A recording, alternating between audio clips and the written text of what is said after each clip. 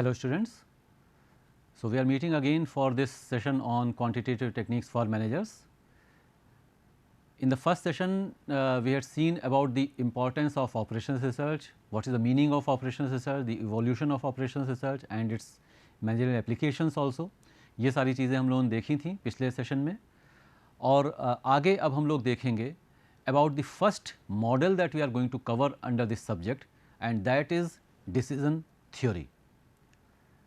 Decision theory ये एक बहुत ही इम्पॉर्टेंट आस्पेक्ट है ऑपरेशंस रिसर्च का। पिछले सेशन में एक बात हम लोगों ने की थी कि ओआर की ज़रूरत ही या क्वांटिटेटिव टेक्निक्स की ज़रूरत ही इसलिए पड़ती है क्योंकि हमें डिसीजंस लेना होता है और उनमें मदद करने के लिए ओआर की ज़रूरत पड़ती है। तो ब्रॉडली यू कैन से कि जितना भी सब्जेक्ट ऑपरेशंस रिसर्च का है, जितना भी एरिया क्वांटिटेटिव टेक्निक्स का है, उसमें कुछ भी हम पढ़ रहे हैं, कुछ भी हम कोई भी टूल देख रहे हैं, उन सब का वो सारी चीज़ें डिसीजन थ्योरी के अंदर आ जाती हैं, वो सारी चीज़ें डिसीजन थ्योरी में कवर हो जाती हैं। लेकिन फिर भी यहाँ पर हम लोग थोड़ा सा कुछ एक आस्पेक्ट्स, कुछ एक तरह की प्रॉब्लम्स और कुछ एक आस्पेक्ट को पे ज़्यादा फोकस करेंगे इस पर्टिकुलर सब्जेक्ट, इस पर्टिकुलर टॉपिक में एग्जैक्टली, इस पर्टिकुलर मॉडल में एग्जैक्टली। बाकी मॉडल्स फिर और आगे ऐसे ही देखते चलेंगे। तो मतलब क्या है इसका, what is the meaning of decision theory? Theory का मतलब ही है, थ्योरी मीन्स कि किसी भी चीज़ को करने के कुछ हमने एक साइंटिफिक तरीके कुछ हमने डेवलप किए हुए हैं, कुछ रूल्स रेगुलेशंस, कुछ पॉलिसी कुछ डेवलप की हैं, वो उसका जो पूरा सेट है दैट इज़ अ थ्योरी। तो डिसीजन लेने की थ्योरी क्या होगी, यानी कि डिसीजन लेने का एक सही तरीका क्या होना चाहिए। मैनेजमेंट में जो एक इम्पॉर्टेंट चीज़ है वो ये है कि कई चीज़ें जो हैं हम लोग ने करते करते सीखी। Management is something which came into practice first and then it started to being studied. उसको पढ़ना बाद में शुरू किया, करना पहले शुरू किया। तो कई सारी चीज़ें धीरे धीरे इवॉल्व होती रहीं, कई सारी चीज़ें अभी भी इवॉल्व हो रही हैं। तो डिसीजंस लेते थे, लेकिन डिसीजंस फेल भी होंगे। आप जब भी डिसीजन लेंगे, डिसीजन फेल भी हो सकते हैं, सक्सेसफुल भी हो सकते हैं। ऑब्वियसली डिसीजन लेने में एक बहुत बड़ी प्रॉब्लम तो ये होती है कि डिसीजन कभी भी आप लेंगे तो आपके पास 100% इन्फॉर्मेशन तो होगी ही नहीं, और इसलिए ये एक फैक्टर, एक इम्पॉर्टेंट फैक्टर होता है कभी अक्सर डिसीजन को के फेल होने में। क्योंकि जब आपको पूरी चीज़ मालूम नहीं है, आपको एक प्रॉब्लम दे दी जाए, एक मैथ्स की प्रॉब्लम दे दी जाए और आपसे कहा जाए कि सारे वेरिएबल्स आपको नहीं मालूम है, even then you need to calculate something, you can not do so with certainty at least.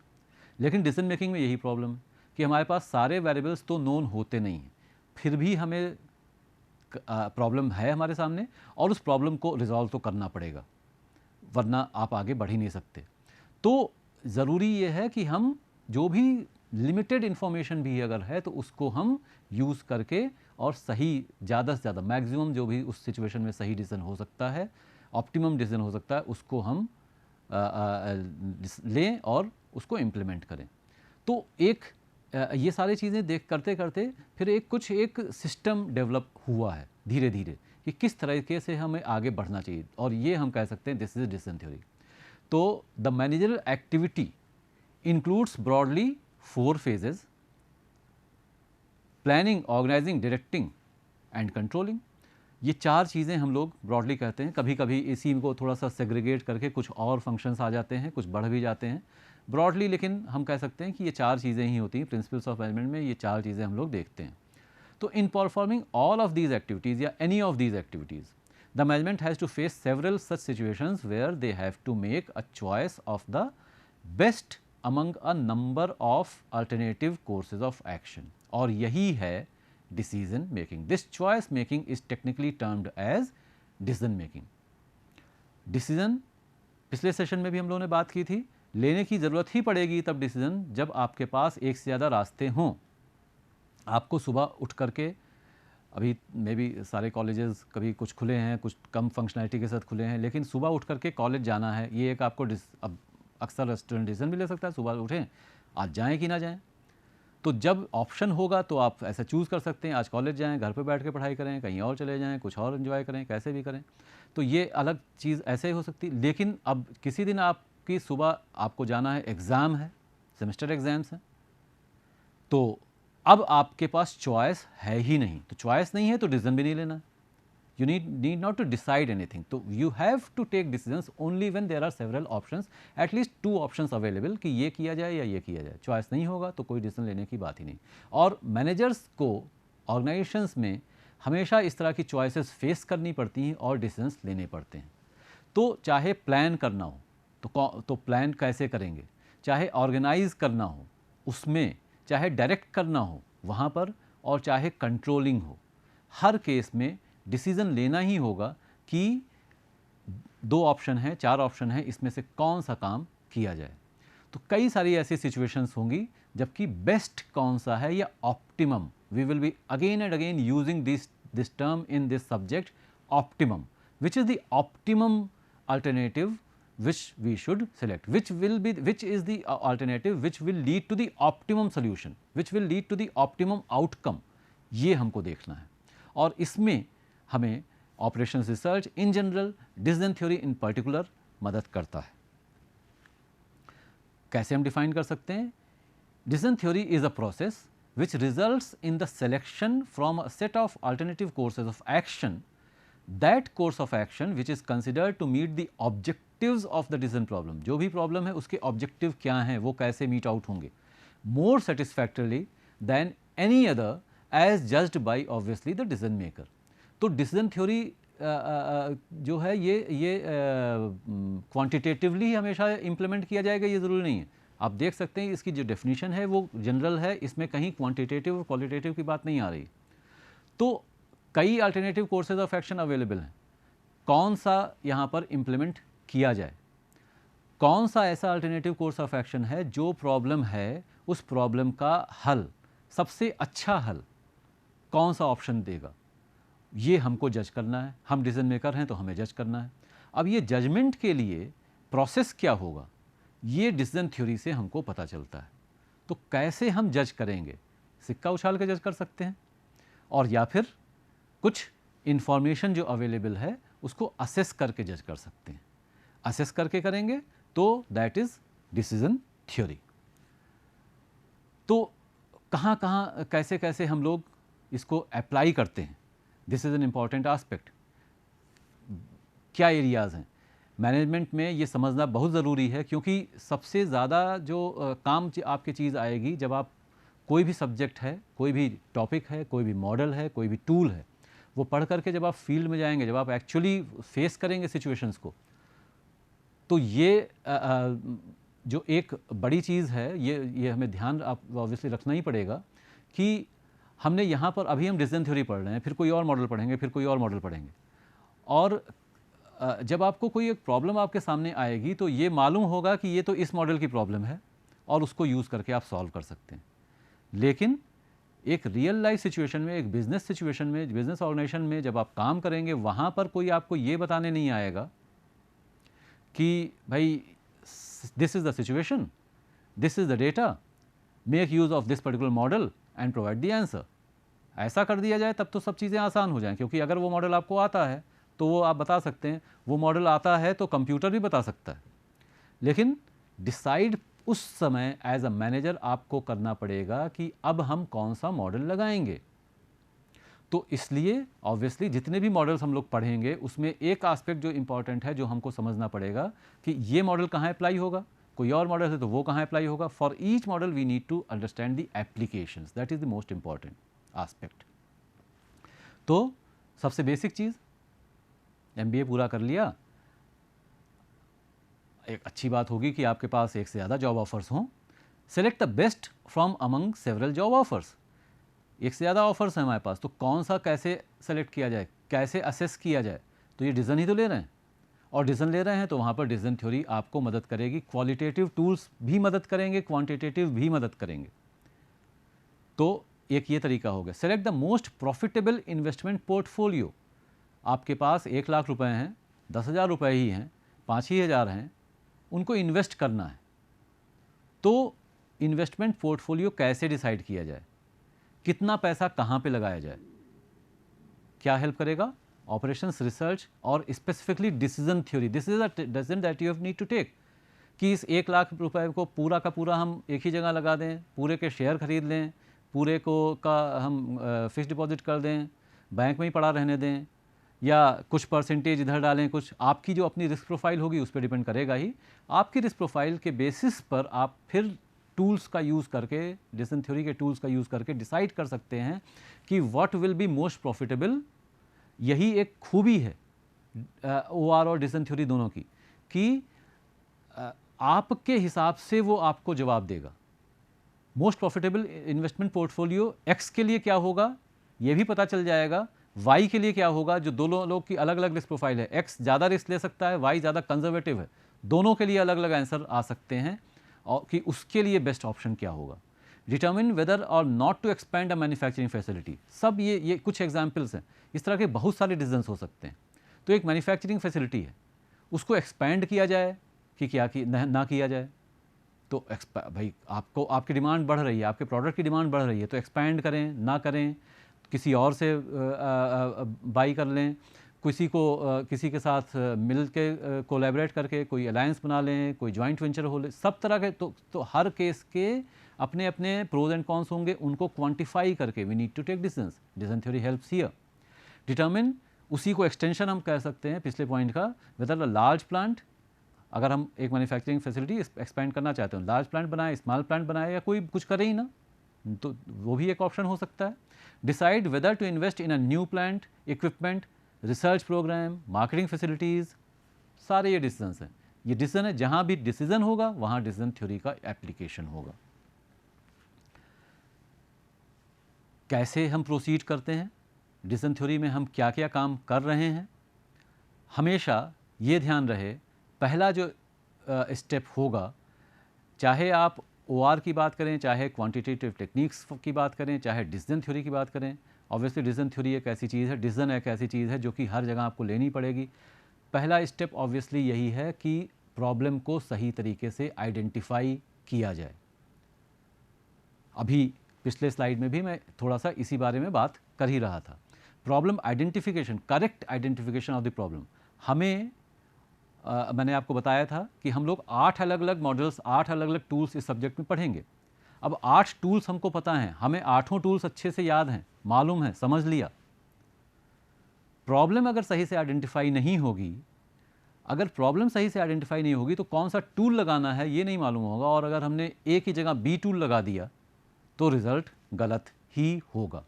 तो starting point is most important. Identify the problem correctly and define the problem correctly. सही definition problem की ज़रूरी है।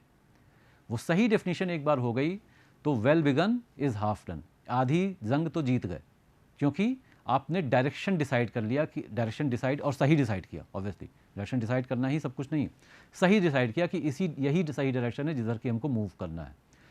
उसके बाद आप objective और decision criteria, क्या डिसीजन लेना है, डिसीजन लेने के लिए क्या क्या क्राइटेरिया होने चाहिए, क्या किन किन बाउंड्रीज़ के अंदर जो है हम डिसीजन लेंगे, हमारे ऑब्जेक्टिव क्या होंगे, क्या हमें अचीव करना है, ये सारी चीज़ें। और इसके बाद जो एक इम्पॉर्टेंट एस्पेक्ट ऑब्वियसली आता है, एक इम्पॉर्टेंट स्टेप आता है, वो है कि जितने भी अल्टरनेटिव्स हैं उनको ढूंढें। क्या क्या तरीके हो सकते हैं इस प्रॉब्लम को सॉल्व करने के लिए, कितने तरीके हमारे पास हैं, क्या क्या तरीके हैं। Find all the possible alternatives, find all the possible alternatives, और उसको इवेल्युएट भी करेंगे। इवेल्युएट ऑल पॉसिबल अल्टरनेटिव्स, तो हमारे पास 2 हैं, 4 हैं, 10 हैं, रास्ते हैं, अल्टरनेटिव्स हैं, ऑप्शंस हैं किसी एक पर्टिकुलर प्रॉब्लम को सॉल्व करने के लिए, जो प्रॉब्लम हमने आइडेंटिफाई की थी फर्स्ट स्टेप में। तो हमने ढूंढ लिए ये 5 रास्ते हैं, ये 5 चीज़ों में से कोई भी एक काम हम कर सकते हैं। इवैल्यूएशन चाहिए होगा, और इवैल्यूएशन वाला ही जो स्टेज है, यहीं से शुरुआत हो जाती है मैथमेटिकल मॉडल को यूज़ करने की। Now this evaluation can be, as I been reiterating again and again, कि ये क्वालिटेटिव तरीके से हो सकता है और क्वांटिटेटिव तरीके से हो सकता है। इस सब्जेक्ट का अप्रोच ऑब्वियसली है कि जहाँ पर भी क्वांटिटेटिव तरीका यूज़ हो सके वहाँ पर हम उसको यूज़ कर सकें। तो find the possible alternatives, evaluate the possible alternatives, formulate or select one of the mathematical decision theory models। तो अब जब हमने डिसाइड कर लिया है कि ये 4-5 कितने भी रास्ते हमारे पास हैं, कितने भी ऑप्शंस हैं, इसमें से कोई एक सिलेक्ट करना है और इनको इवेल्युएट करना है, तो इवेल्युएट करने का तरीका क्या होगा। तो हम डिसाइड करेंगे कि डिसीजन थ्योरी यूज़ करना है, डिसीजन थ्योरी का कौन सा टूल यूज़ करना है, तो one of the mathematical decision theory models need to be selected और फिर जो पर्टिकुलर हमारी प्रॉब्लम है उसको कस्टमाइज तरीके से हम वहाँ पर फॉर्मुलेट करेंगे। फॉर्मुलेट करने का एक छोटा सा, बहुत ही छोटा सा एग्जाम्पल लेते हैं। Formulation is very important, formulation is very important in operation research, और यही एक काम है जो कि जिसको करने के लिए मशीन आपको कभी रिप्लेस नहीं कर सकती। ऑपरेशन रिसर्च एक ऐसा सब्जेक्ट है, कोई भी क्वांटिटेटिव टेक्निक्स हम यूज़ करते हो वहाँ पर क्या होगा कि दो स्टेप में, पहले तो आप डिसाइड करेंगे कि कौन सा मॉडल यूज़ करना है, कैसे यूज़ करना है, और प्रॉब्लम को एक स्ट्रक्चर्ड फॉर्म में लेकर के आएंगे। स्ट्रक्चर्ड फॉर्म में लेकर के आने के बाद उसको सॉल्व करना होगा। सॉल्व करने के लिए you can have computer programs, computer program होगा, आप खुद सॉल्व कर लें या फिर कंप्यूटर प्रोग्राम्स का यूज़ कर सकते हैं, दोनों ही ऑप्शंस अवेलेबल हैं। कई सारी प्रॉब्लम्स अक्सर बिजनेस सिचुएशंस में आपको इतनी बड़ी प्रॉब्लम्स मिलेंगी कि मैन्युअली सॉल्व करना ही इम्पॉसिबल नहीं तो इम्प्रॉबेबल या अनमैनेजेबल बोल सकते हैं। लंबी लंबी प्रॉब्लम्स होंगी, तो होगा क्या, करेंगे क्या, वहाँ पर the computer software packages several are available, वो हमारे काम आते हैं। लेकिन ऐसा कोई सॉफ्टवेयर नहीं है जो कि आपको प्रॉब्लम फॉर्मुलेट करके दे दे। मतलब क्या है, बहुत ही छोटा सा एग्जाम्पल, एक छोटा बच्चा बाजार जाता है, 5 रुपए की एक पेंसिल है और उसको 10 पेंसिल खरीदनी है, ये इंफॉर्मेशन दी गई है, कितने पैसे लगेंगे। तो ये जो है ये डेटा है, ये प्रॉब्लम नहीं है, ये डेटा है। अब आप प्रॉब्लम कैसे आइडेंटिफाई करेंगे, अब आपको ये डिसाइड करना है कि यहाँ पर 5 पेंसिल खरीदनी है, 5 रुपए एक पेंसिल की कीमत है और 10 पेंसिल खरीदनी है, तो इन 5 और 10 का करें क्या, आंसर कैसे आएगा, क्या हमें 5 + 10 करना है, क्या हमें 10 - 5 करना है, या 10/5 करना है, या 10 × 5 करना है। जैसे ही ये डिसाइड कर लिया कि यहाँ पर तो क्योंकि 5 रुपए की एक पेंसिल है, 10 पेंसिल खरीदनी है, इसलिए गुणा करना पड़ेगा, मल्टीप्लाई करना पड़ेगा, 5 × 10 is the answer, should give the answer, it is not the answer, it is going to provide you the answer. तो ये फॉर्मुलेशन हो गया। पहली वाली जो वो डेटा था वो या प्रॉब्लम थी, प्रॉब्लम को फॉर्मुलेट आपने इस तरीके से किया। ये काम obviously at a very much larger scale, larger complexity हम लोग OR में फॉर्मुलेशन के लेवल पे करते हैं। तो आपको काफ़ी सारा डेटा दिया होगा और उस डेटा को ऐसे ही एक पर्टिकुलर मॉडल के कॉन्टेक्स्ट में उसको फ्रेम करना होगा। फ्रेम हो गया, अब आप 5 × 10 चाहे खुद कर लें और चाहे कैलकुलेटर से कर लें। तो जब फ्रेम हो गई प्रॉब्लम, फॉर्मुलेट हो गई प्रॉब्लम, तो आप चाहे उसको सॉल्व खुद कर लें चाहे कंप्यूटर से कर लें, लेकिन फॉर्मुलेट तो आप ही को करना होगा। ये प्रॉब्लम जो भी अभी हमने कही बच्चे के बाजार जाके पेंसिल खरीदने की, ये आप कंप्यूटर में टाइप कर देंगे, कंप्यूटर कुछ नहीं बताएगा, कंप्यूटर को आपको बताना पड़ेगा कि भाई 5 × 10 करो। तो ये मतलब है, ये एक इम्पॉर्टेंट, तो वो बताना कौन है, वही मैनेजर का काम है।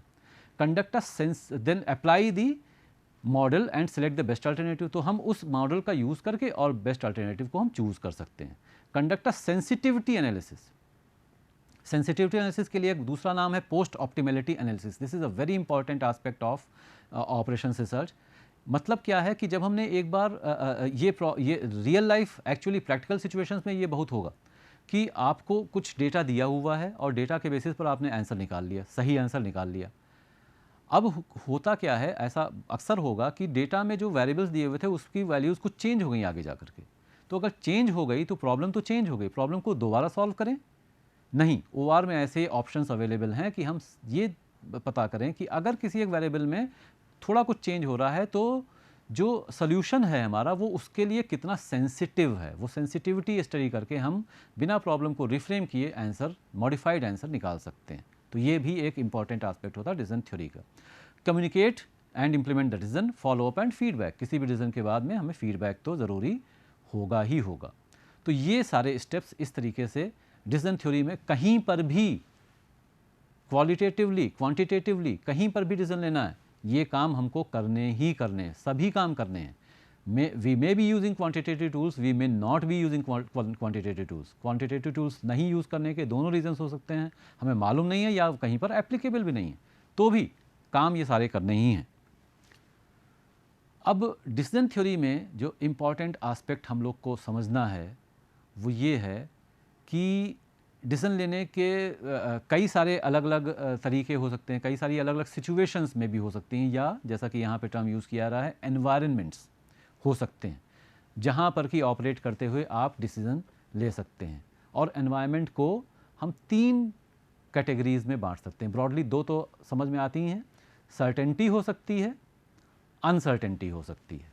सर्टेनिटी का मतलब सीधा सा है कि complete and accurate knowledge of the outcome of each alternative, there is only one outcome for each alternative. हमें पक्के तौर पे पता है कि अगर हम ए करेंगे तो ये आउटकम मिलेगा, अगर हम बी करेंगे तो ये आउटकम मिलेगा।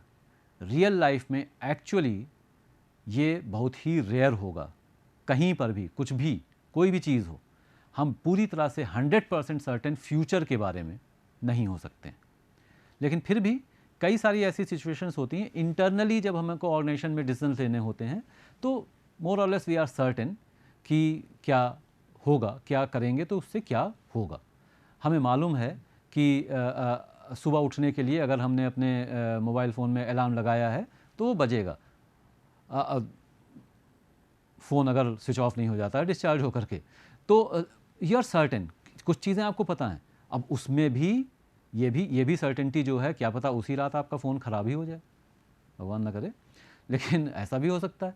तो इसका मतलब सीधा सा है कि थ्योरेटिकली हम कह सकते हैं कि 100% सर्टेनिटी तो किसी भी चीज़ की नहीं है, लेकिन फिर भी इस तरह की जो चीज़ें हैं वहाँ पर जब हमें एक्यूरेट नॉलेज होगी तो हम आसान, एक तरीका वो हो सकता है सर्टेनिटी के तहत हम डिसीजन ले रहे हैं, वहाँ पर ऑब्वियसली चीज़ें आसान होंगी।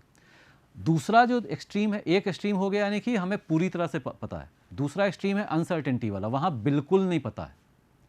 ऐसे सिचुएशंस में आप डिसीजन ले रहे हैं जबकि जो कि बिल्कुल पूरी तरह से नई चीज़ है, नई सिचुएशन है, पहले कभी हैंडल ही नहीं की ऐसी सिचुएशन, सामने पड़ी ही नहीं ऐसी सिचुएशन, और कई सारे आउटकम्स पॉसिबल हैं, कई सारे अल्टरनेटिव्स हैं, उनके कई आउटकम पॉसिबल हैं। ये करेंगे तो उसमें 4 चीज़ें हो सकती हैं, दूसरा करेंगे उसमें भी 4 चीज़ें हो सकती हैं, 4 में से क्या चीज़ की ज़्यादा प्रॉबिलिटी, क्या चीज़ कम, ये भी कुछ भी नहीं मालूम। ये अनसर्टेनिटी है। नॉर्मल ये भी रेयर ही होगा कि ऐसा बिल्कुल आप ब्लैंक हों, कुछ भी नहीं मालूम है। नॉर्मल केसेस में क्या होगा कि रिस्क वाली सिचुएशन हमको मिलती है। Multiple possible outcomes for each alternative are there, a probability of occurrence is attached to each possible outcome. तो ब्रॉडली हम लोग इन तीनों के बारे में बात करेंगे। सर्टेनिटी वाला देखेंगे केस, रिस्क वाला केस देखेंगे और अनसर्टेनिटी वाला केस देखेंगे। एक एक करके हमको इन एनवायरनमेंट्स को स्टडी करना है। Decision making under the environment of certainty, the consequence of selecting each course of action is known with certainty. जैसा अभी हमने कहा, it is presumed that only one state of nature, यानी कि one outcome you can say in simple terms, is relevant for the purpose of the decision maker for each alternative. He or she, the decision maker, identifies this state of nature and takes it for granted and presumes complete knowledge. Presumes या mostly complete knowledge होगी ही as to its occurrence, और उसके हिसाब से आराम से आप decision ले सकते हैं। हमें मालूम है ये करने पे इसका आउटकम यही होगा। क्या क्या टेक्निक्स यूज़ करते हैं? एक्चुअली जितने भी हम लोग मॉडल यूज़ करेंगे वो सब सर्टेनिटी वाले हैं। तो लीनियर प्रोग्रामिंग हम लोग पढ़ेंगे, integer programming is an extension of linear programming, हमारे सिलेबस में नहीं है। डायनेमिक प्रोग्रामिंग भी, क्यूइंग थ्योरी हम लोग पढ़ेंगे to an extent. Inventory models आप लोग बेसिकली ऑपरेशंस मैनेजमेंट में पढ़ते हैं, वो भी इसका एक पार्ट है। कैपिटल बजटिंग भी ऑपरेशन रिसर्च या डिसीजन थ्योरी में यूज़ किया जाता है, और ब्रेक इवन एनालिसिस का भी पर्पज़ यही है। कोई सिस्टम ऑफ इक्वेशन है उन्हें सॉल्व कर रहे हैं, तो ये सारी टेक्निक्स जो हैं जहाँ पर कि 100% सर्टेनिटी है, ये सब चीज़ें एक्चुअली सर्टेनिटी वाले मॉडल में ही आती हैं बेसिकली। लेकिन इसको जानना हमारे लिए ज़रूरी है कि सर्टेनिटी का मतलब है क्या। इस पर्टिकुलर टॉपिक में डिसीजन थ्योरी जो हम पढ़ेंगे तो उसमें हम लोग ज़्यादा फोकस ऑब्वियसली रिस्क और अनसर्टेनिटी वाली सिचुएशंस में देखें को हैंडल करेंगे, और इसमें से कुछ चीज़ें हम लोग जो यहाँ पर मेंशन्ड हैं इनका यूज़ इनको हम लोग समझेंगे आगे, और मॉडल्स के को जब हम देखेंगे। कुछ एक इंपॉर्टेंट चीज़ें हैं, ये हम लोग समझ लें, इन टर्म्स को हम लोग यूज़ करेंगे। डिसीजन मेकर हमने समझ ही लिया कौन होता है, इंडिविजुअल और a group of individuals responsible for making the choice of an appropriate course of action amongst the available courses of action. Courses of action क्या हैं, अल्टरनेटिव्स क्या हैं, उसको हम ये नाम यूज़ करेंगे, कोर्स ऑफ एक्शन का नाम यूज़ करेंगे। The alternative courses of actions और strategies are the acts that are available to decision maker. तो क्या क्या चीज़ें अवेलेबल हैं, क्या किसमें से हमको सेलेक्ट करना है, ये हो गए हमारे सारे कोर्सेज ऑफ एक्शन। एक जो पर्टिकुलर प्रॉब्लम हम लोग को मिलेगी उसमें ये सारी चीज़ें दी होंगी। डिसीजन मेकर तो आप खुद होंगे, आपको प्रॉब्लम में जो डेटा होगा उसमें कहीं कुछ ऐसा मेंशन्ड होगा जिससे कि आपको पता चलेगा कि यहाँ पर क्या क्या कोर्सेज ऑफ एक्शन है, हम जो डिसीजन हमको लेना है तो ABCD या 1 2 3 4 या कुछ भी फर्स्ट सेकंड थर्ड फोर्थ या जो भी इसमें से क्या चीज़ हमको सेलेक्ट करना है, ये दिया होगा। ऑब्वियसली दूसरी जो इम्पॉर्टेंट चीज़ है, और ये दो डायमेंशंस किसी भी एक डिसीजन मेकिंग प्रॉब्लम में बहुत इंपॉर्टेंट होती हैं। कोर्स ऑफ एक्शन की बात तो की हमने, दूसरा है स्टेट ऑफ नेचर। जैसा कि नाम थोड़ा सा सजेस्ट करता है, थोड़ा कंफ्यूजिंग ये टर्म हो सकता है, लेकिन nature means external environment. Nature means what is not that aspect of the environment which is not in your control। तो आपने तो काम कर लिया, आपने तो सेलेक्ट कर लिया, आप एक क्रिकेट की टीम के कैप्टन हैं और आपने टॉस के बाद सेलेक्ट कर लिया कि हमें बैटिंग लेनी है, लेकिन बैटिंग लेकर ही जीत जाएंगे ऐसा तो ज़रूरी नहीं। तो स्टेट ऑफ नेचर, एनवायरनमेंट में अब क्या होने वाला है ये आपको नहीं मालूम है, पूरी तरह से नहीं मालूम है, और वो जो भी होगा उसके बेसिस पर आउटकम जो होगा वो डिपेंड करेगा। तो आपने किया क्या और एनवायरनमेंट में क्या हुआ, दोनों चीज़ें मिल करके डिसाइड करेंगी कि पे ऑफ क्या होगा। तो वो अगली इंपॉर्टेंट चीज़ है। तो एक particular decision course of action और एक स्टेट ऑफ नेचर का जो मिक्स है वो डिसाइड करेगा कि आपको उसका क्या रिजल्ट मिलेगा, आपको उसका क्या पे ऑफ मिलेगा, पॉजिटिव, नेगेटिव और न्यूट्रल ऑल्सो। तो मतलब आप क्या कर रहे हैं और आपका विपक्षी क्या कर रहा है, आपका क्या कर रहे हैं, आपका कॉम्पिटिटर क्या कर रहा है। आपका कॉम्पिटिटर जो कर रहा है that can be at the part of the state of nature, and the outcome, the pay of will depend upon both these things. तो इन दोनों चीज़ों को मिला करके हम लोग एक पे ऑफ टेबल बनाते हैं। पे of table list the pay of for each combination of event and strategy. तो सारे के सारे जो कॉम्बिनेशंस हैं उनको मिला करके हम पूरा एक टेबल बनाते हैं जो बताता है कि एक पर्टिकुलर इवेंट होगा और स्ट्रेटजी होगी तो क्या होगा। और उसका अपोजिट होता है कि अपॉर्चुनिटी लॉस टेबल हम बनाएं कि अगर हम एक चीज़ करेंगे तो हम दूसरे किस चीज़ की अपॉर्चुनिटी लूज़ करेंगे और उसका भी मॉनेटरली क्या वैल्यू हो सकती है। तो ये सारी चीज़ें डिसीजन थ्योरी में काफ़ी इंपॉर्टेंट हैं। डिसीजन मेकिंग अंडर रिस्क और डिसीजन मेकिंग अंडर सर्टेनिटी और अनसर्टेनिटी, सब में हम लोग इन चीज़ों का यूज़ करते हैं। तो अब धीरे धीरे इसको जब हम लोग आगे बढ़ेंगे और समझेंगे कि किस तरीके से डिसीजन मेकिंग अंडर रिस्क और अनसर्टेनिटी में how we are going to proceed and solve problems using all this techniques that we are going to study. तो इससे आगे फिर हम लोग दोबारा मिलते हैं, we will continue with this. Thank you.